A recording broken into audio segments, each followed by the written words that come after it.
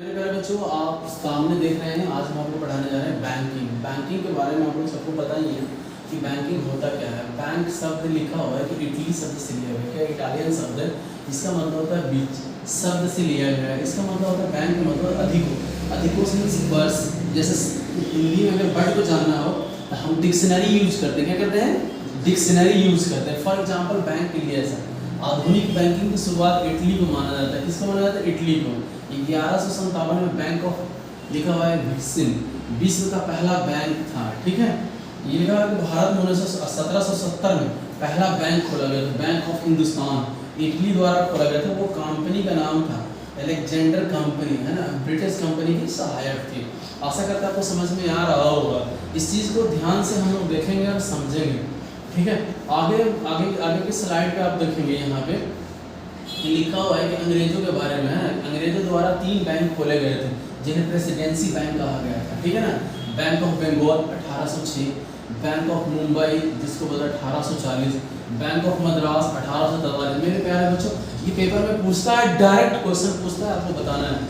प्रथम विश्व युद्ध के बाद समझे ना, बैंकिंग संकट आने की वजह से इन तीनों बैंकों का ना 1921 में विलय कर दिया गया और एक बैंक नया बना दिया गया। उसका नाम था इंपीरियल बैंक ऑफ इंडिया। 1 जुलाई 1955 में इस बैंक का नाम बदल दिया गया और इसका नेशनलाइजेशन किया गया, राष्ट्रीयकरण किया गया। उसका नाम रखा गया SBI, जो आज का बहुत पॉपुलर बैंक है, सबसे विश्वसनीय बैंक है कॉमर्स सेक्टर का। ठीक है, समझ में आ रहा हो? आगे बढ़ते समय पहली पंचवर्षीय योजना का ये था। यहाँ पे हम लोग देख रहे हैं, समझने के लिए आपके हैं कि SBI किसी भी बैंक का राष्ट्रीयकरण तब होता है जब 50% से ज़्यादा पैसा सरकार का होना चाहिए। ठीक है ना, और उसकी ना सुरक्षा देना चाहिए। लेकिन SBI की स्थापना 1 जुलाई 1955। ये पूछेगा कौन सा पंचवर्षीय योजना था, कौन सा पंचवर्षीय योजना था। ये योजना था पहली। कौन सी थी? पहली। ठीक है, 51 से 56 वाली में थी ये पहली। 1865 में पहला गैर प्रेसिडेंसी बैंक खोला गया, उसका नाम था इलाहाबाद बैंक। 1861 में अवध कमर्शियल बैंक खोला गया, है ना, जिसका प्रावधान मैनेजमेंट भारतीय द्वारा किया गया। ठीक है, यहाँ पे लिखा हुआ है कि 1894 में PNB बैंक खोला गया। ये बैंक भारतीय द्वारा संचालित था। इसका हेड क्वार्टर था लाहौर। कहाँ था? लाहौर। जो बात हम अगर कहीं लिख रहे हैं वो ना कॉपी पे तुम लोग ना राइट डाउन कर लेना। ठीक है, चलो मेरे प्यारे बच्चों आगे बढ़ते हैं। यहाँ पे देखते हैं लाहौर था।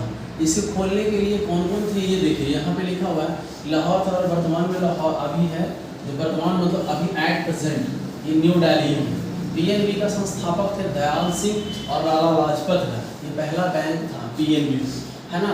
1934 में RBI एक्ट आया था और लिखा हुआ है यहाँ पे कि 1 अप्रैल 1935 में इसकी स्थापना हुई थी। यहाँ पे 1 जनवरी 1949 का राष्ट्रीयकरण किया गया था। उस समय नाम रखा गया सेंट्रल बैंक।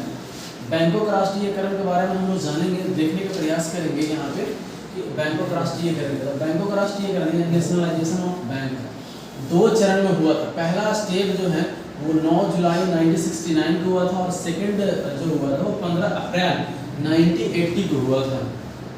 उस समय 14 बैंकों का राष्ट्रीयकरण किया गया था। उस समय जो PM थी वो कौन थी? इंदिरा गांधी। इस समय भी कौन थी? 6 बैंकों का गया। इस समय भी PM इंदिरा गांधी थी। ठीक है ना। तो यहाँ पे देखिए कुछ बातें हैं लिखा हुआ जो आपको समझने के लिए देखते रहिए, समझते रहिए। यहाँ पे लिखा हुआ है कि सरकारी बैंक के बारे में 2017 से पहले जो राष्ट्रीयकृत यानी सरकारी प्राइवेट से सरकारी होने जा रहा है, जिसकी गुड परफॉर्मेंस है वो 19 बैंक की थी। सार्वजनिक क्षेत्र में ना, जिसको कहते हैं पब्लिक सेक्टर में 27 था। ठीक है, फिर यहाँ देखेंगे हम लोग 93 में 1993 में कितना? 1993 में न्यू बैंक ऑफ इंडिया का विलय कर दिया गया PNB में और इसी कारण राष्ट्रीयकरण की संख्या रद्द करके 19 रहने दी गई।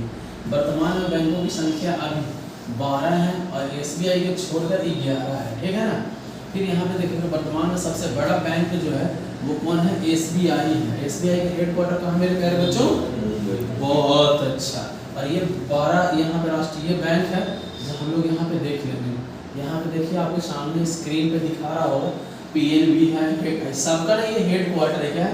सारे हेडक्वार्टर्स हैं यहाँ पे, है ना। इंडिया बैंक लिखा हुआ है चेन्नई है, state bank of India Mumbai है, कैनरा बैंक बेंगलोर है, union bank of India Mumbai है, इंडियन ओवरसीज बैंक है चेन्नई है, यूको बैंक कोलकाता है, बैंक ऑफ महाराष्ट्र पुणे है, Punjab and Sindh bank New Delhi, और बैंक ऑफ इंडिया है Mumbai, central bank of India है मुंबई, और बैंक ऑफ बड़ौदा है गुजरात। मेरे भाई यहाँ से आके ना इन सबके ना मॉडरेट करने के लिए एक हेड मास्टर होता है, जैसे मास्टर पे हेड मास्टर होता है, तो हेड मास्टर का नाम है आरबीआई। क्या नाम है? आरबीआई, ठीक है ना, क्या नाम है? आरबीआई। आरबीआई का मतलब है कि सेंट्रल बैंक ऑफ कंट्रीज, जितना भी हमारे देश के ना सबके केंद्रीय बैंकों का हेड है। आरबीआई की स्थापना के बारे में अगर हम बात करें तो सबसे पहले हिस्टोनियन कमेटी की सलाह पर इसकी हुई थी। ये ना रॉयल कमीशन इसको भी बोलते हैं। आरबीआई का जो एक्ट था 1934 में आया था, इसके आधार पर इसकी स्थापना हुई थी। किसकी? आरबीआई की। 1 अप्रैल 1931 को। ये बहुत इंपॉर्टेंट क्वेश्चन है, आप लोग इसको अंडरलाइन कर लेना, लिख लेना, जब ये नोट्स मिलेगा आपको तो इसमें कर लेना। यहाँ पे लिखा हुआ है कि 5 करोड़ के अधिकृत पूंजी से लिखा हुआ है, ठीक है ना, के साथ स्थापना हुई थी। 100 रुपये के मूल्य से 5 लाख के शेयर के रूप में ये दिया गया था, इसकी स्थापना, ठीक है। फिर यहाँ से आगे हम लोग देखते हैं और समझने की बात करते हैं, ठीक है ना। स्थापना का समय यह एक प्राइवेट बैंक था। उसके बाद इसका मुख्यालय 1935 से 1937 तक कोलकाता में रहा। ये बहुत इंपॉर्टेंट बात है कि पहली बार जब खुला तो इसका मुख्यालय कहाँ से कहाँ ट्रांसफर हुई है। अब 1937 में टिल डेट आज तक इसका मुख्यालय कहाँ है? मुंबई में कर देंगे, लेकिन कोई पूछेगा कहाँ है तो सीधे बोल देना है, लेकिन अब उसमें डेट आ जाएगा तो समझ में आ जाएगा।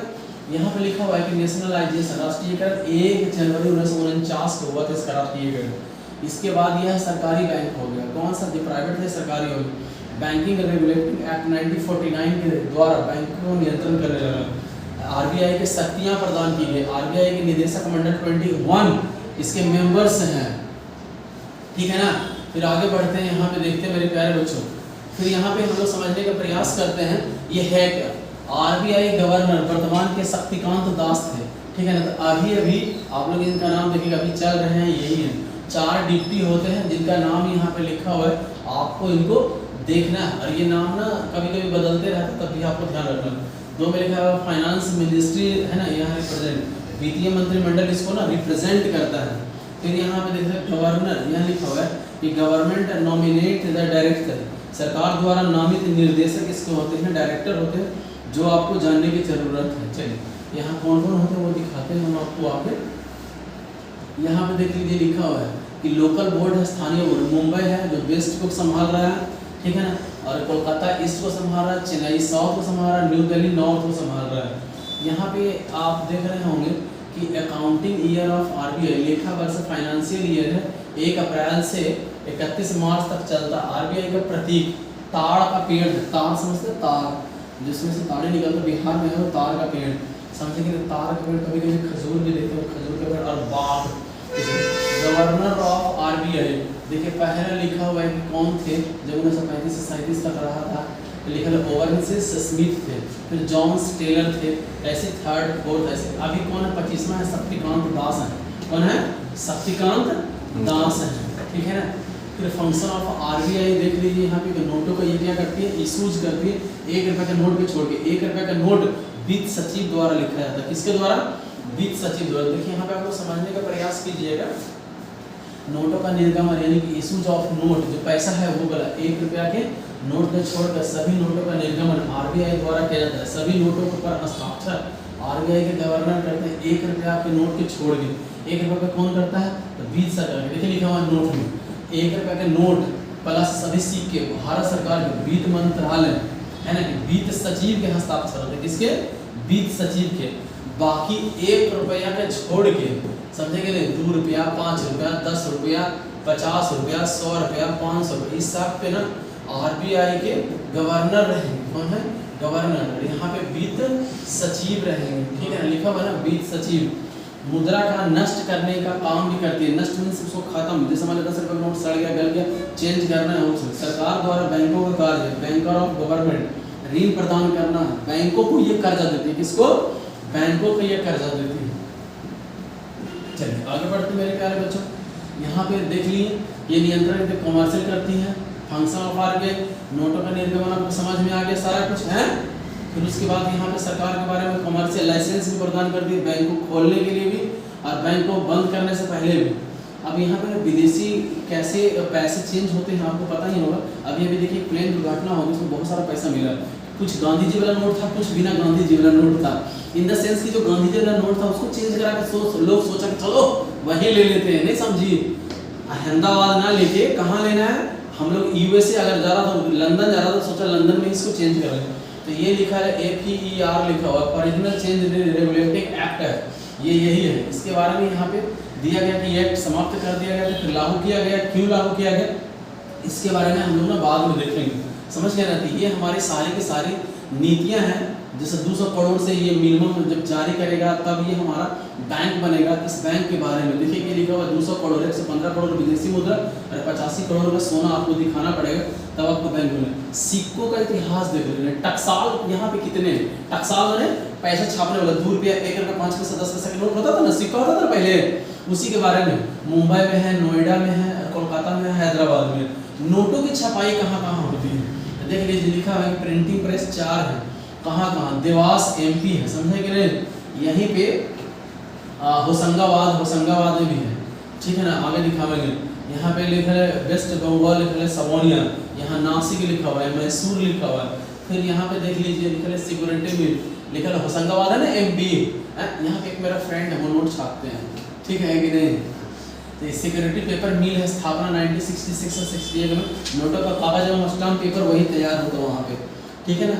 यहाँ पे लिखा है मॉनेटरी पॉलिसी फिर बनाई जाएगी ताकि नोट चलेगा कैसे, पता चला कि यार बैंक के पास ज़्यादा हो गया, आदमी के पास कम है, तो रेट को गिराओ भाई, 2% 4% कर दो, तो भाई पब्लिक सोचेगा घर द्वार बनाओ, कुछ लो खाओ पियो, है ना। तो RBI है, मॉनेटरी पॉलिसी MPC बनती है, सदस्यों की संख्या 6 है, RBI को उसमें से 3 रहेगा, भारत सरकार का 3 रहेगा, RBI के गवर्नर का अध्यक्ष बनाया जाएगा।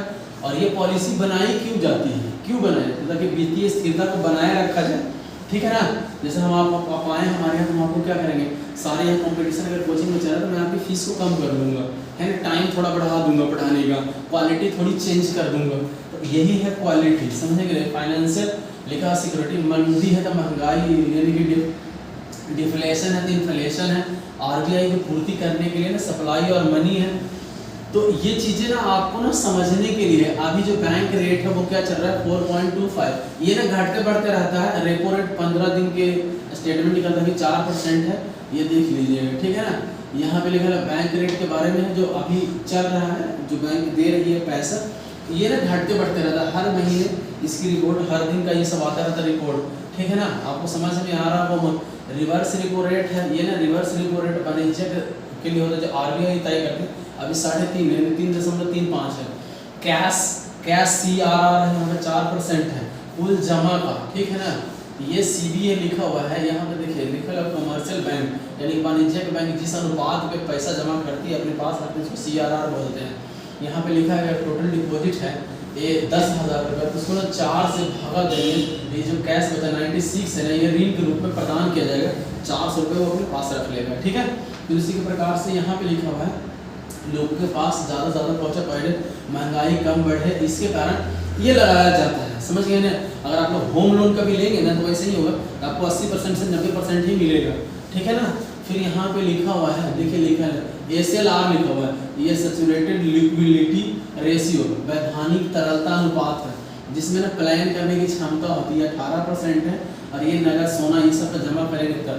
यहाँ पे लिखा है कि यहाँ पे लिखा है हमारे AMSF सीमांत स्थायी सुविधा, ये 4.25 है, ये 24 घंटा एक दिन के लिए ऋण लेता है ना कोई, उसके लिए ये स्पेशल बैंकिंग है, जो हमारे यहाँ स्पेशल बैंकिंग है। नबार्ड की स्थापना आपसे पूछता है, ठीक है ना।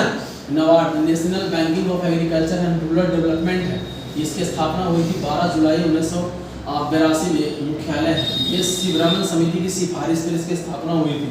फिर यहाँ पे IDBI लिखा हुआ है, industrial development bank of India, इसकी स्थापना 1 जुलाई 1944 को हुआ था Mumbai.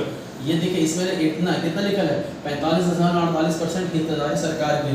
SIDBI small industrial development bank of India, आप लोग देखा होगा, अरे वो जीवन बैंक कौन स्मॉल फाइनेंस बैंक है ना, ये इसकी स्थापना 2 अप्रैल 1990 के लखनऊ में है। फिर यहाँ लिखा है IRDA है ना, इंश्योरेंस रेगुलेटिंग डेवलपमेंट अथॉरिटी, ये बीमा का क्षेत्र में देता है, हैदराबाद में 99 में इसका हुआ है। LIC नाम तो सुने होंगे, जीवन के बाद भी जीवन के पहले मैंने जीवन के जिंदा है तब भी मर गए तब भी। लाइफ इंश्योरेंस कॉर्पोरेशन बीमा निगम है, इसकी स्थापना 1 जुलाई 56 का था मुंबई में। एक्सिम बैंक है, लिखा हुआ है एक्सपोर्ट एंड इंपोर्ट बैंक, आयात निर्यात। ये 1982 में बना था और ये हेडक्वार्टर इसका मुंबई है। मेरे प्यारे बच्चों, ये थी हमारी छोटी सी स्मॉल ये बैंक की पूरी हिस्ट्री हमने आपको पढ़ाया है। अगर आपको लगता है कि ये चीज़ें अच्छी हैं और इसको तेज फास्ट किया जा सकता है तो आप इसको घर से लिख के लाइएगा, ठीक है ना। उसके साथ साथ आपको करना क्या है मेरे प्यारे बच्चों कि आप ना अगर कोई भी नोट्स चाहिए, कोई सूचना चाहिए तो आप ना स्टडी विद पंकज को ना फॉलो कीजिए। समझ गए कि नहीं। ये हमारा यूट्यूब चैनल है, आप इस पर जाके आप इसको देख सकते हैं, समझ सकते हैं, कर सकते हैं। अगर कोई दिक्कत परेशानी लगे तो आप ना इस नंबर पे भी कॉल मैसेज आप अपनी प्रॉब्लम्स ड्रॉप कर सकते हैं, ठीक है ना। CET स्पेशली क्लासेस चल रही थी, आशा करते हैं आपको समझ में आ रहा होगा। थैंक यू, आपका दिन शुभ हो।